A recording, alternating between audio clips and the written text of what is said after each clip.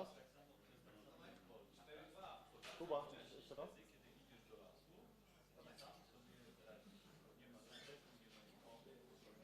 Może teraz, to teraz.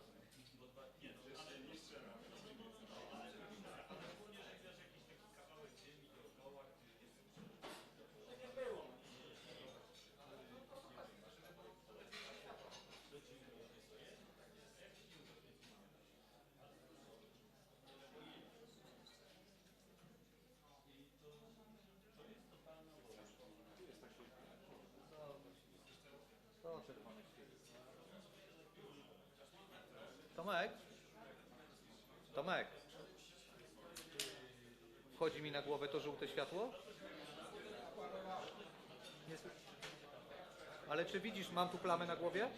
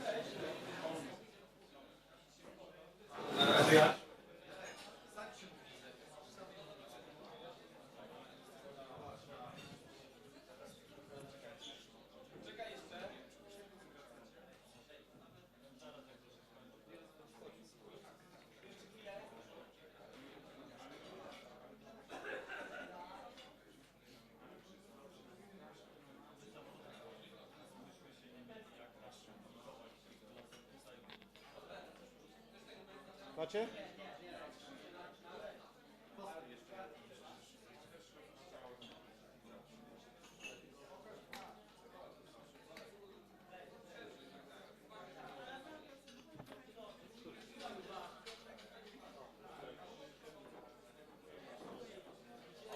No dobra, tyle ile masz. Stój jeszcze, Jarek. Dobra. No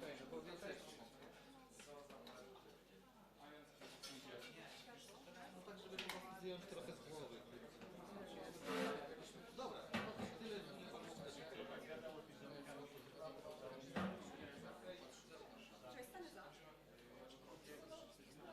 Nie, nie raz.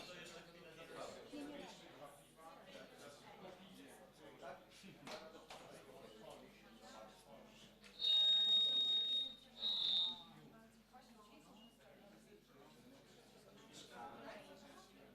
A jak z tym PKO?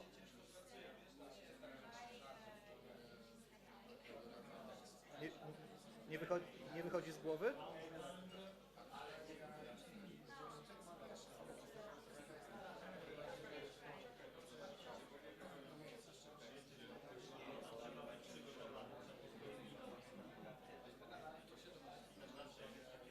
Raz, dwa, trzy, raz, dwa, trzy, raz, dwa, trzy. 5, 6, 7, 8, 9, 10, 11, 12, 13, 14, 15, 16, 25. Dobra? Raz, raz, raz.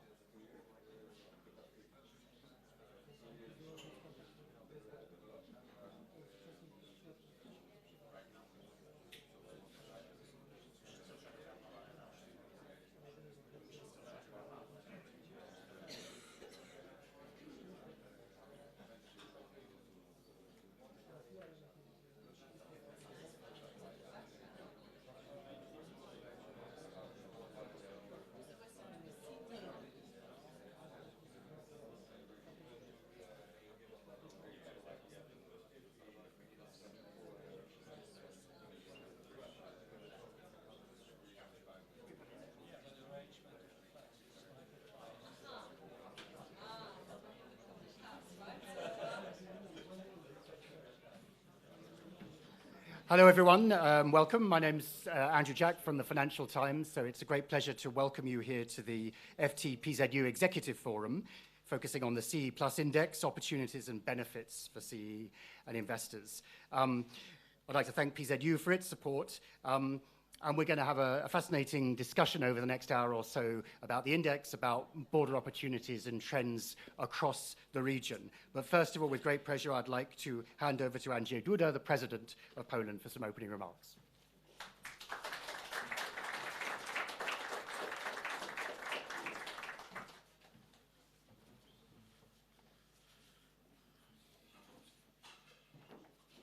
Excellency, Mr. Minister, distinguished guests, ladies and gentlemen, dear friends, thank you very much for setting up this important meeting and for inviting me to share some thoughts with you. I will do my best to be brief. Recently, the public discussion on the future of Europe has largely concentrated on the challenges we are facing, such as Brexit, climate change, migration, and demography. But I will argue that facing them successfully will largely depend on the stable economic growth of the European Union. If so, where should we look to find a new engine for growth? I'm deeply convinced that the answer to this question can be found in the region of Central and Eastern Europe. I will tell you why. As a result of 3 enlargement waves in 2004, 2007, and 2013, countries of the region joined the European Union, increasing its potential by more than 110 million people, enlarging its territory by 28%, but generating only about 10% of EU's GDP. In the last 30 years, so in a time span for just one generation, the countries of Central and Eastern Europe have enjoyed an outstanding socio-economic transformation. We are one of the most attractive regions to invest in, still enjoying stable and high economic growth, about 4%, and a record low rate of unemployment. Central and Eastern Europe economies are the fastest growing region in Europe, and this trend is to continue in the next years. Our advantage comes from diversified economies. There are various sectors operating in the region, both traditional and innovative, such as auto industry, IT services, agriculture, wood industry, real estate, food processing, electronics, and finance. Dear friends, countries of my region share similar history and experience of transformation from centrally planned to free market economies. It means that we challenged with similar problems. Despite all positive developments that have happened over the last 3 decades, we still face economic and infrastructural backlogs that require investments. According to the survey of Spot Data, the investment needs for the modernization of the transport, energy, and digital infrastructure in this part of Europe amount to over 1 trillion euros. Our response to these huge infrastructural needs is the 3Cs initiative.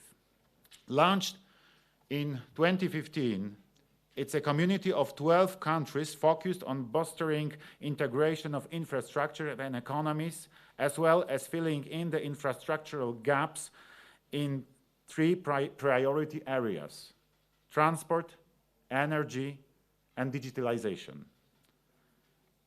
As one of the co-founders of this platform of cooperation, I'm strongly convinced that this formula will foster economic convergence of the region with the western part of the European Union.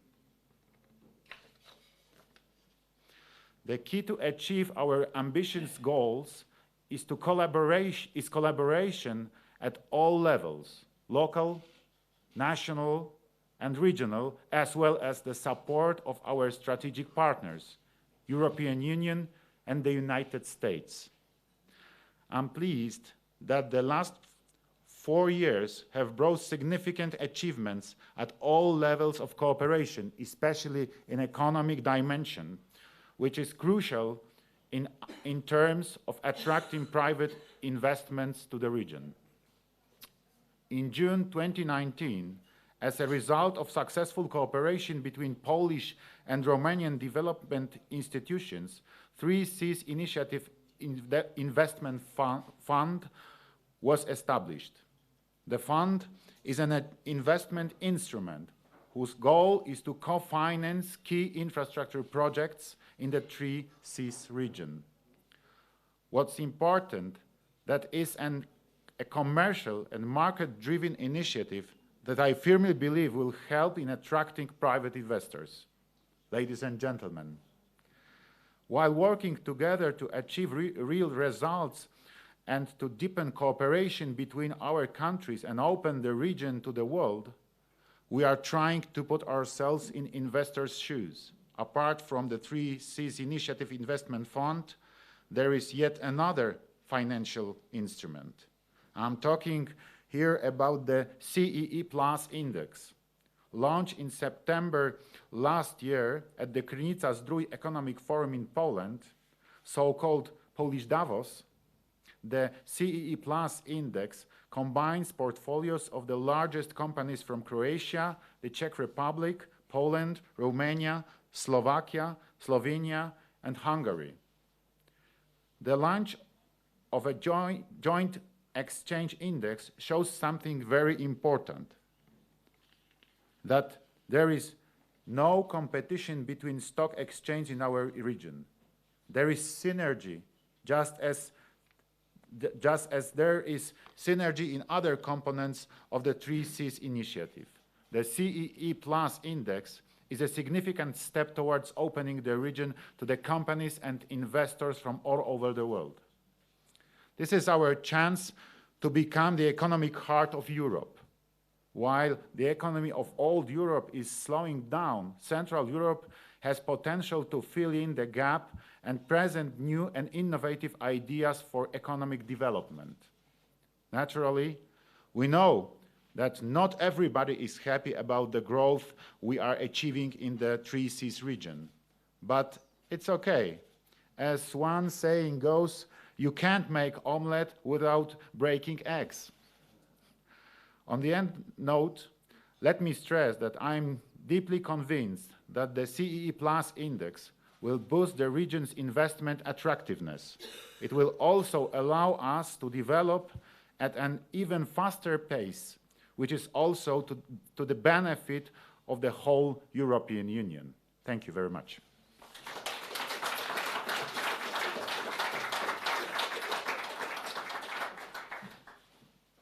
Thank you very much, Mr. President. And now, if I could ask our panel to join me here on the stage, please. So we have Laszlo Benčík, Chief Strategy Officer at OTP Bank, Marek Dietl, the CEO of the Warsaw Stock Exchange, Uros Ranch, Member of the Board and CFO of Triglav Group, Sheila Patel, the Chairman of Goldman Sachs Asset Management, Pavel Soroka, the CEO of PZU, and Pierre Tischhauser, the Managing Director and Senior Partner and Global Leader for the Insurance Practice at Boston Consulting Group.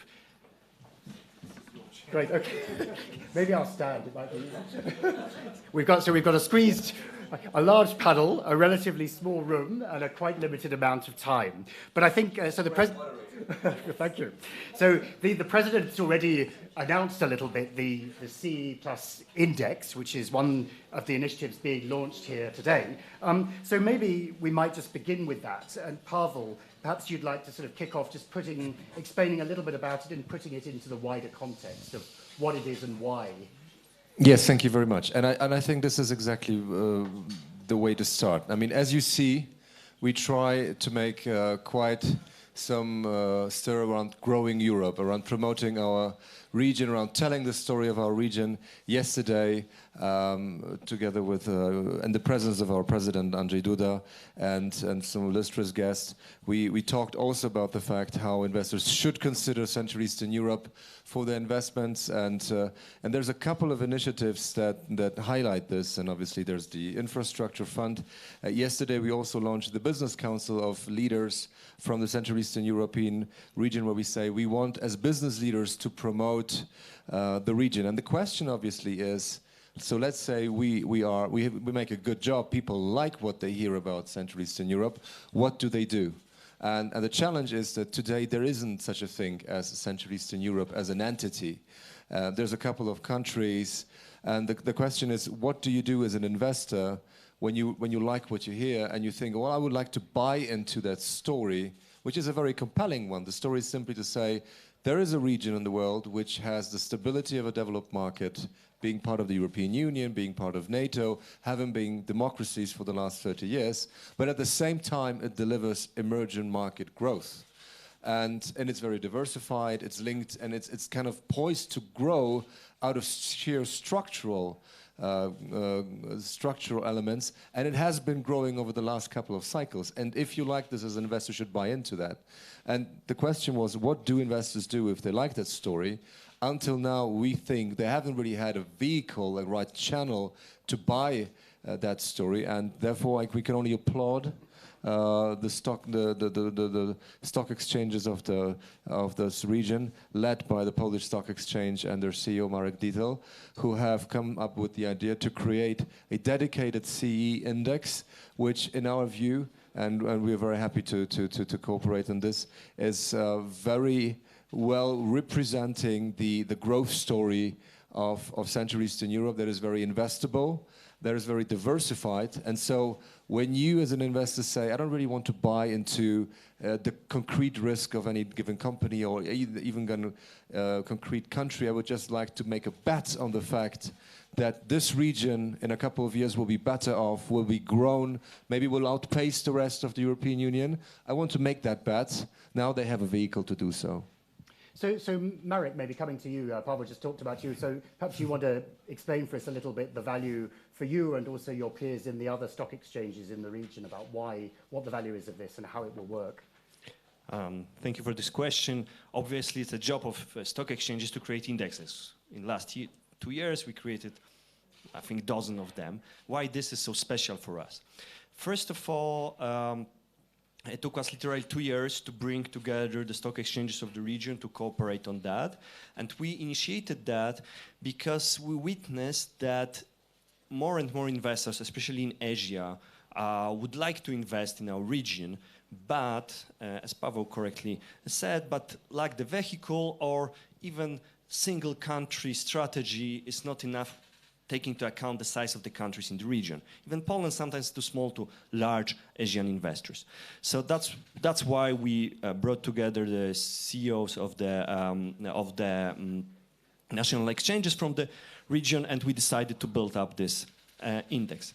The second is more macroeconomic view. As President Duda mentioned, we in the region face the same challenges. And one of those challenges is that we're quite good in attracting foreign investment, mainly direct investment, due to this highly skilled labor force and therefore attractive rates of return for the capital providers. But down the road, plenty of our companies were sold to the foreign investors. Currently, around 37% of the Polish GDP is created by the companies which are foreignly owned. So now the challenge for the region is, again, to still attract capital. The stock of capital is much lower than in other countries. Just to give you an idea, the stock of capital in Poland per capita is 1/4 of this in Greece and 1/14 of this in Germany. So still we need to attract, but we have to do it smart. And I think attracting investors to the investment product by PZU based on our index is the smartest way to attract capital from all around the world. That's why this index is so special in our index portfolio. So Sheila, from the Goldman Sachs perspective, obviously you look across the world, but so what do you see as the value of an index like this? And indeed, are there any other sort of vehicles and so on that you're looking at that also tap into the potential of the region? Sure. Well, I think it's important to set a global context as to what an index means today. And an index I would liken to an anchor in a sea of investment opportunities for a global investor. What anchors have they had in this region to date? If you think about MSCI EM, only a subset of what you see in this index was represented, and overall it only represented 2% of that index. If you look at the all-country indices, say ACWI, only 30 basis points is represented by the CEE. And so when global investors were looking at the region and using those as their reference points, as their anchors, they're missing significant growth opportunities and many of the economic benefits that have just been mentioned. When you turn it on its head and you create something like this index, but more importantly, you change the reference point for investors and you say, don't look at it as EM, don't look at it as a subset from a global perspective, make your reference point Europe. You change the navigation. You change the lens that people look through. And when you look through that lens, the global investors I talk to, investors in Asia, also investors in the US, and even around Europe, say, well, let me think. Europe hasn't been treating me so well lately. I'd say investors in the Middle East, for example, have been underweight also or struggling to find the returns. Yet when you look at the CEE, that is their best reference point to get heightened growth opportunities out of Europe, to say that Europe has growth potential. And here's where it is. So when they look for that anchor, when they look for that index that will represent it, it's very important to give a new reference point versus the reference points of old. And you're also looking at some other indices in the region as well, is that right? Sheila? Oh, no, sorry. Sheila. You're looking at some other... Yeah, exactly. Yeah. Yes, so as we look at indices, I'd say in general, as an active investor versus a passive investor, we're constantly working with stock exchanges to create as well. So when you think about our quantitative portfolios, active beta, our active strategies and fundamental equity as well, this will be one of the key reference points. But I would say also we look at overweight potential within some of the indices I mentioned. So I think there's a lot of ways in which global investors can understand the story and the index reference points for the future for the region. Okay. So Laszlo, OTP, you're spread across the region. I mean, give us a sense of a perspective from some of the other countries and what the sort of the value is of this index and the wider potential for investing in the region. As it has been said today, the region, the 12 countries we talk about, on average, they grow 2.5% faster than higher than Western Europe. And that has been constantly there. So, yes, there's a great growth potential. But above that, there's a lot we could do to further enhance regional cooperation, because at the moment, these countries have very little in terms of cross-regional or inter-regional investment and inter-regional trade. So if we look at, for instance, imports, exports, in case of Poland and Hungary, the share of the region, so imports and exports to the other 11 countries, out of the total imports and exports, it's 5-7%, so well below 10%. And that is just a huge opportunity. And the index itself, I think that it's great to hear that there's a global potential for it, obviously for large global institutional investors, and I'm very much agreeing with you that this is a great vehicle for that, but also for local investors from the region, because there's a lot of liquidity in the region, basically trapped domestically in each country. And if there's an index which is real-time, where there are ETFs, which is a liquid index, there will be a lot of within the region, from the region, interest, I'm very sure. And we could actually monetize and lever up and have returns on the liquidity inherently there.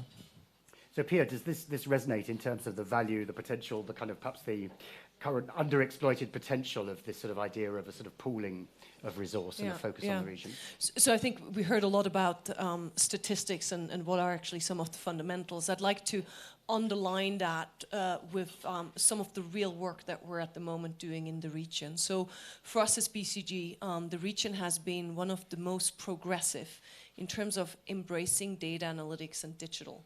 So when I look at the portfolio of BCG strategy work we're doing, the region actually has the highest adaptation of data and digital analytics work. So when I look at the last 12 months, 80% of the projects that we have been doing in the region actually had a digital and data analytics component. So this compares, for example, to 50% in Germany, and I think that speaks by itself. And then when we look at it also in terms of talent that we find at BCG to actually do that work in driving really digital transformation, both in the financial services sector, but also some of the other sectors, we actually do find a lot of talent in the region.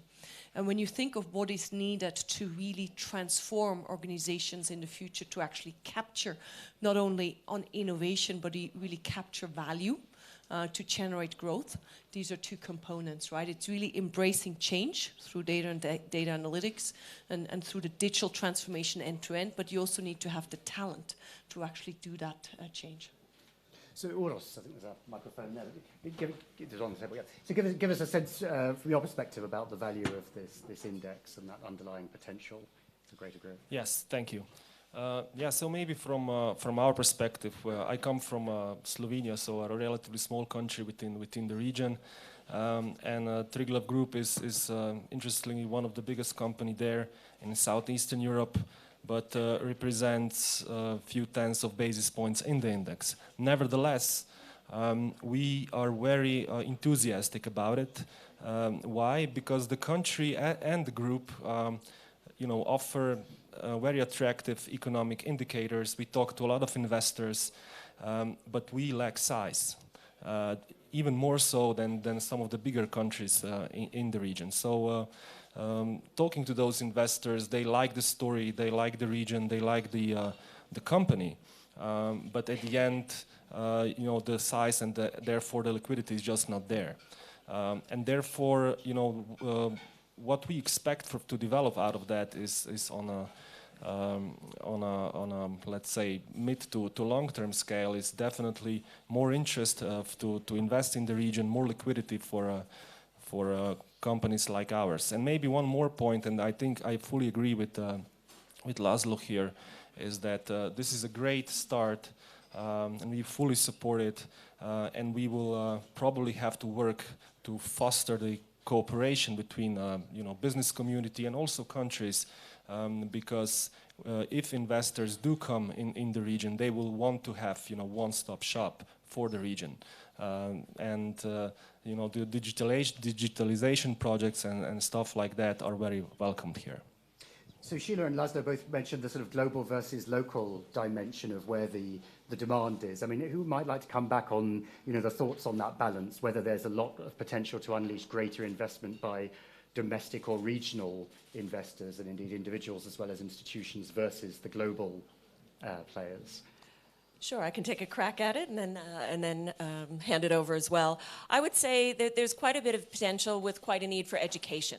And so when we at Goldman Sachs go out and see our global investor base, they're always looking for the next opportunity, the next idea, but also they're looking for us to show them places a different way than they thought of before. And I think, again, in the context of a global investor world, perhaps some of the messages that you've been hearing from this panel and some of the opportunity set has been lost a bit on them as it was blended into the greater EM or European conversation as opposed to the differentiated growth and the differentiated opportunity set that we see. To put another lens on it, one of the reasons that we're very interested is that Goldman Sachs actually has an incredibly important to us and growing presence in the region. And so we currently have 700 people in Warsaw, and we expect that to grow to 1,000 in short order. We have many peers and many clients who find that the resources and especially the talent that Pia was mentioning give them a real anchor, a real place that they can put important centers of work and excellence for themselves. And for us, it's a center for us for the whole European region and time zone. If you think about our business in finance is 24/7, and we need to serve clients 24/7. And so a virtuous circle is happening here. You're seeing the opportunity set for your business. You're seeing the opportunity set for global investors to come in and learn about the companies, the potential, the opportunities, and then that allows us to grow ourselves. So it's an exciting time, I think, but most importantly, it's a time where people are in desperate need of great investment ideas, and where anything that can be recast to them and shown to them to be a potential versus the kind of returns they're seeing elsewhere in the world is critical. Anyone else want to come in back on that? That issue of the local versus the global investor potential. Maybe a bit about the local. I mean, more and more countries out of the 12 actually joining the Eurozone, and that means very low yield environments and euro environments. Therefore, there will be a hugely increased need for instruments which actually provide yield. And I think from that perspective, this can be very attractive. And there's a surprising amount of liquidity within the region itself. And actually saving rates has increased a lot during after the crisis in this part of the world as well. So that's very important. But also, I think the most important is that it provides a platform for successful regional players to show themselves and to appear in another dimension, in another window to the global investor community. OTPs, I think it's 9.2% of the second and index. And for us, this is important because that provides us another opportunity to present ourselves somewhat differently for global wholesale investors. And this can be a small step again ahead of fostering intra-regional FDI, because that's the other thing which is very, very low. There are very few examples of companies coming from the region and investing into other countries, and then and then circulating back the returns. And this is something we try to do. So we just acquired 8 banks in 7 of these countries we are talking about today. During the last 3 years, we invested 2 billion euros. And this everything came from Hungary, so from within the region into the region. And anything like this actually has this story to further develop. And then this eventually will lead to even higher growth for the whole region and for each country. Please, Jan. First you and Okay. I can take a shot at the demand side. Another element is infrastructure. And then you look at the challenges that infrastructure funds have. Most of the time it's sourcing of good deals. One of the infrastructure managers I talked to told me the story that a good and well-run infrastructure investment opportunity is like the Loch Ness Monster. Everybody talks about it, but nobody has seen it. And to a certain extent, I believe that being able to show that there's a region that has been very well interconnected, east and west, on the European axis, but lacking a north and south interconnectivity, exactly what Laszlo has talked about, creates immense opportunity for investors. And I believe these are all opportunities just waiting for that to be unleashed. And obviously that falls upon the politicians to create the right environment, but it also falls upon business to unlock those opportunities. That's why I'm also so keen on this business council that we've been able to create together with Triglav and OTP are members of, because I just think that it is a very good news for global investors that the business in Central Eastern Europe thinks about working together and making this infrastructure products viable. Marek.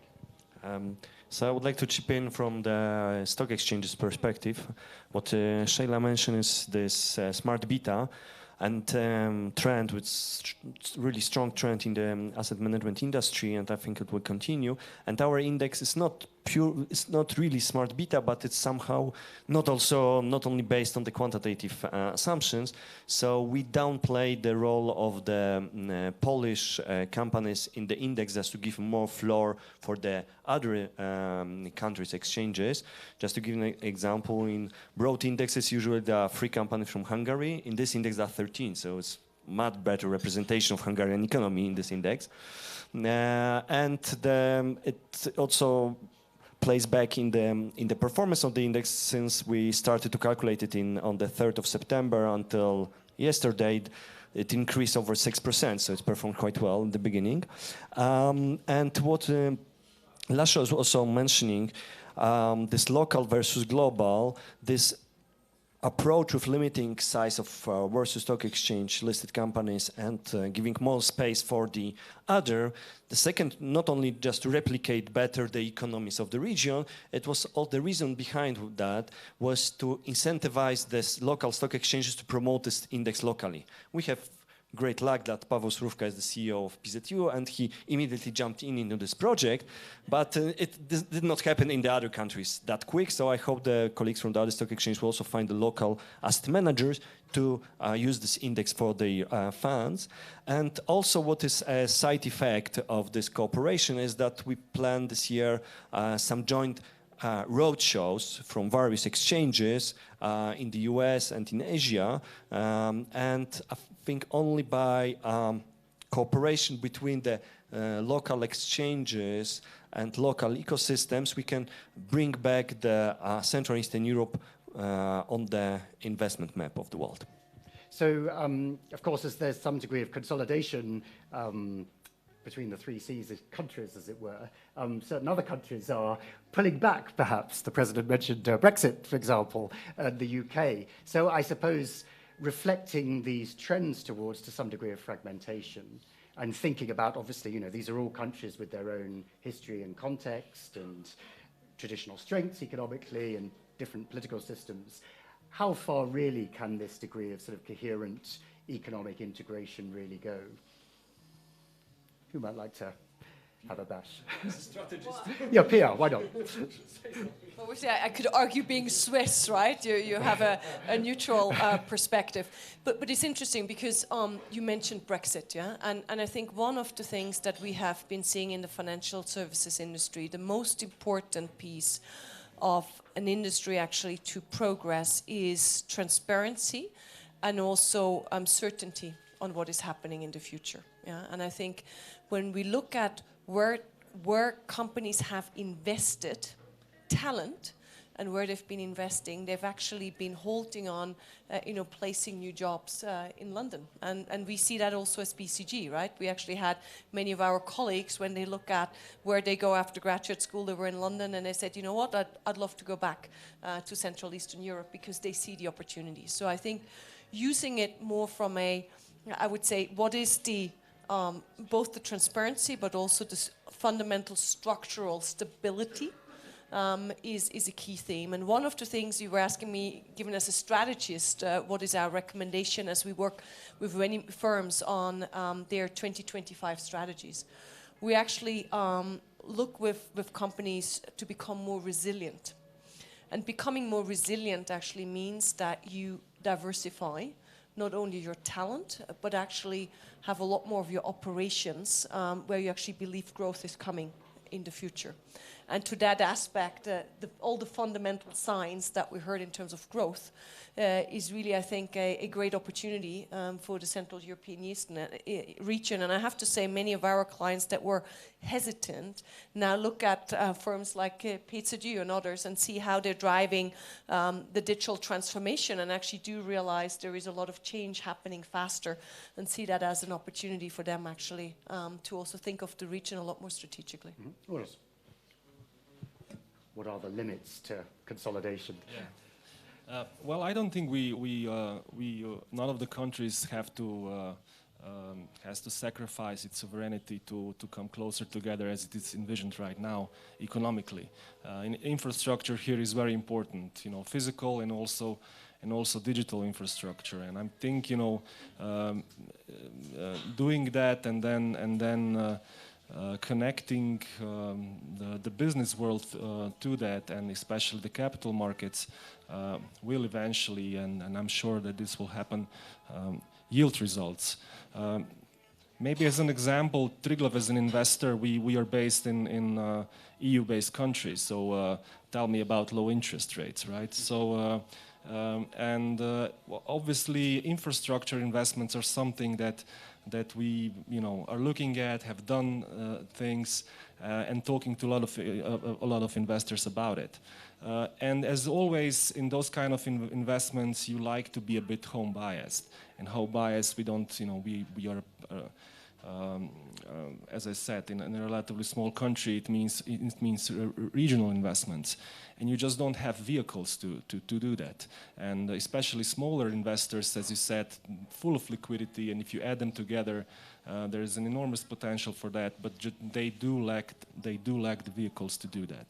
So if we lay the infrastructure to enable the capital to flow in and make sure that it is distributed on a expected return basis, not running into some political issues, then this will happen. Yeah, please. I think the relatively low level of business interaction between these 12 countries is rather an anomaly. And it's really surprising because, I mean, out of these 12 countries, actually 9 are within the European Union, and by GDP it's probably 95%, right?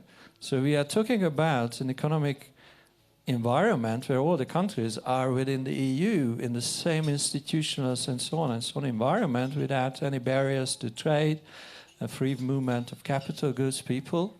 And despite of this fact, this very low level of integration, and for me, this says that this is abnormal, right? And it can only move and should only move into one direction. It's just the speed. I think that's the question, and how much with these kind of initiatives which can speed up this process. And by the way, just talking to each other is one step in that process, in that ladder, that we know each other. We know better our markets and the opportunities as well, and then that's important. I couldn't agree more. It's an anomaly. Obviously, it has to do with history. Once markets opened, we became part of the European Union. Obviously, everybody jumped at Western Europe as an investor, as a market, and therefore, we were much more consumed by trying to go west than go on the north-south axis. But having said that, I mean, I think, how far can the consolidation go? It is true that most of the companies, like Triglav, who was in the same sectors as we are, like OTP, I mean, we are facing very similar challenges, and so do the countries. Questions like, what is going our strategy to be in terms of 5G? How do we ensure cybersecurity being given our, let's say, neighborhood? How do we face elements of demography? How we face the digital transformation that we have to undergo? Being given particularly that we all have some kind of a, all those countries have a legacy of, former communist-run companies that need to be transformed. So in a certain way, it is rather, it doesn't make sense that each of these countries make up their own strategy in those things, because in a certain way, we all are working on the same elements. We all get advice from BCG. So why shouldn't we start to work together and try to formulate and tackle some of these issues in a coherent manner? Okay, we've maybe got time for a couple of questions if anyone's got. Yeah, please, there's one over here. I don't know if there's a microphone, or maybe if you just speak. Oh, yeah. Okay. My name is Ray Leonard with Linden Strategies. Yesterday I presented at the Caspian House on climate change in the Caspian.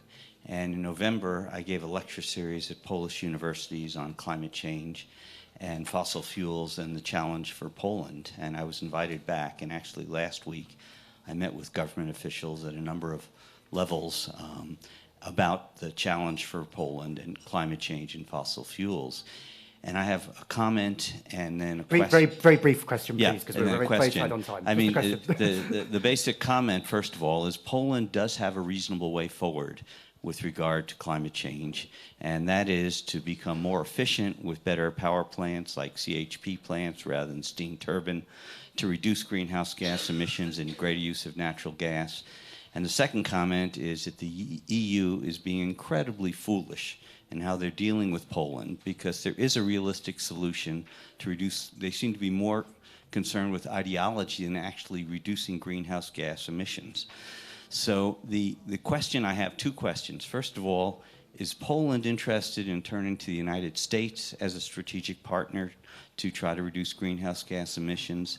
And the second question is European private capital more realistic in terms of trying to support Poland than the EU? Anyone want to have a go?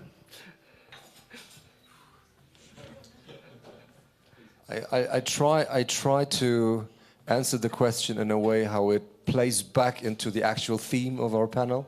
But, you know, first of all, I think that the thing I should point out that PZU is, to my knowledge, the only company in Central Eastern Europe who has actually signed the United Nations, you know, sustainable insurance goals, and I think Triglav might have, but so we are one of the few who are actually committed to work on the issue, and I know this still needs to be done, but this is probably another area how we can work together even better as growing Europe, because the element of weighing, as you are aware, the element of fighting climate change and tackling it with social elements is probably something that those countries have also in common. So I think it's probably one of the challenges that the Growing Europe Forum will need to tackle. It's definitely a great challenge. Does anybody else want to come in either on that or indeed any other sectoral opportunities? You talk here about tech, and President as well about the IT sector. Anybody else want to come in on that with reflections about where other real growth holes could be? Well, I believe healthcare. I believe healthcare is another element where we have all challenges, let's say it this way. We all have, we probably all come out of a system that has been, you know, based on universal, state-owned healthcare system, and we all, you know, then went into free market economy, and the question is, you know, how do we take it forward? Based, you know, and there's enormous technological promise in the way how healthcare can enhance health services in the region. And I believe that we're all asking ourselves the same questions. I think there's tremendous investment opportunity, and I think there's tremendous opportunity to move the needle for every single consumer and patient in the entire region. So I really think this will be another great theme for the council to tackle. Marek, yeah, briefly. As a stock exchange, we are building up a platform for trading of recycled goods and redeeming recycling certificates. As a stock exchange, we are in the process of helping the Polish government to get the more ecological approach. And also as a stock exchange, one of the indexes we prepared last year was the ESG version of our main index.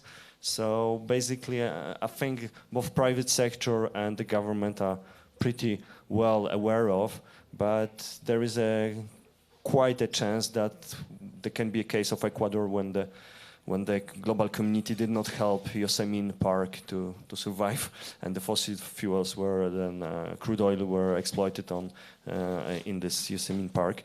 So basically, hopefully, richer EU countries will support the region in this energy transformation. And last but not least, of course, working with the US and also Japan, especially in the technology space, for reduction of the emissions, I think inevitable for whole the region, only for Poland. Okay, I'm afraid we have to move to wrap up, but Pavel, any final thoughts or initiatives in the pipeline you want to share? Is one we would like to share, because at the end of the day, what the vision was around when we framed Growing Europe was to say, let's try to make Growing Europe just a recognizable investment theme like the BRIC countries, like Brazil, Russia, India, China. It's a theme that everybody gets. And if you ask about why is that, it's, you know, the story about the underlying lens, like Sheila said, you know, that the investors could look at it, is that those countries were about growth, but they were also about scale. And then, therefore, I believe that it makes such a big sense for Central Eastern Europe to unite, because, as a matter of fact, I think few people know that Central Eastern Europe, if taken together, and you consider it as one market, it would be the 12th biggest economy in the world. And that's something that starts to be, you know, that it comes on the radar and starts to be investable. And we ask ourselves, you know, how can we try to bring Growing Europe to be just as recognizable as BRICS? And we ask the question, well, who invented the BRIC theme? And guess what? It was Goldman Sachs. So we thought, with whom could we better partner in this than with Goldman Sachs? And I just wanted to recognize and thank again Sheila for coming to our panel and joining here, and say how grateful we are, and also saying how grateful we are for our cooperation. We have not so long ago signed a cooperation between our asset management arms, where we said we want to cooperate even more. And today, this cooperation has borne fruit, because we are launching 2 funds that we are managing together, and they're called PZU Goldman Sachs Active Beta. They are based, one which is dedicated to use equity and the other one on emerging markets. And we're super delighted to be able to join forces with such a global powerhouse as is Goldman Sachs. And we believe this is just the beginning of a beautiful friendship, and that it will help us to find even new channels how to bring capital into Central Eastern Europe. Okay, so thanks very much. And I'm now going to hand over to Tadeusz Kaczynski, the Minister of Finance, for some closing remarks. But do please thank our panel. Sorry, we're very sorry, Sheila. Yeah, 20 I'll be seconds. quick. In 20 seconds, we're incredibly thrilled as well to have found a partner like PZU and to be investing in that partnership as one more sign of the opportunity set we see in the region. We're hugely confident that there's more to come, and we're putting our muscle behind that. So we're excited to work together. Great. Well, thank you very much. Do please thank our panel, and we'll ask the ministers of the stage.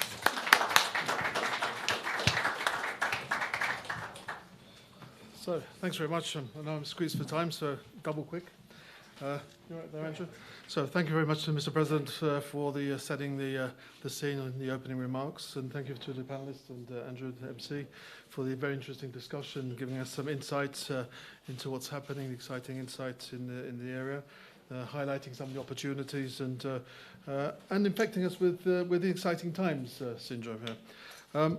We live in times when, on the global scene, we have a significant supply on the supply side of global investors and, of course, local investors, as I mentioned, with significant liquidity, looking for places to invest. So, we're living in a low interest environment. So, any good investment, especially long-term infrastructure type of investments in Central Europe, are looked for.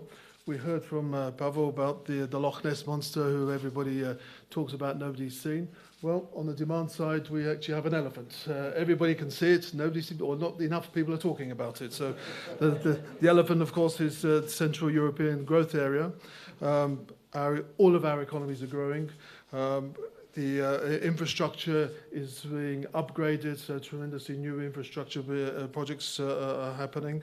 We have over 110 million inhabitants, as we heard. We're the 12th largest economy in the world. The affluence of our citizens is growing very quickly as our economies are moving from what I call the imitation-based environments economy, sort of where we're competing on price, where we're more and more going into the innovation type of economy. And as we heard, all of our economies, all of them are growing above the EU average. So a very good story for investors. So how do we raise the awareness of global investors? First of all, you have the 3 Cs initiative, where the countries are working together to promote the digital and the physical infrastructure. Recently, we had the 3 Cs fund, which was registered, which will be a good vehicle for global investors to be able to invest in various projects in Poland. We've heard about the joint initiative now on our economies for our capital markets to work together. This is, I believe, the beginning of a very interesting journey, where, first of all, we have an price index, where it gives a good opportunity for investors to actually see what's actually happening in our markets. And also, as yesterday was launched, the Business Council, where actual companies are working together to promote our economies together. So I think a tremendous success story. So it's great to be able to wrap up a positive story like this. And I think we'll probably have lots and lots of good, interesting meetings where we'll be promoting our joint initiatives, because together we're much, much stronger than individually. So thank you to everybody. Thank you.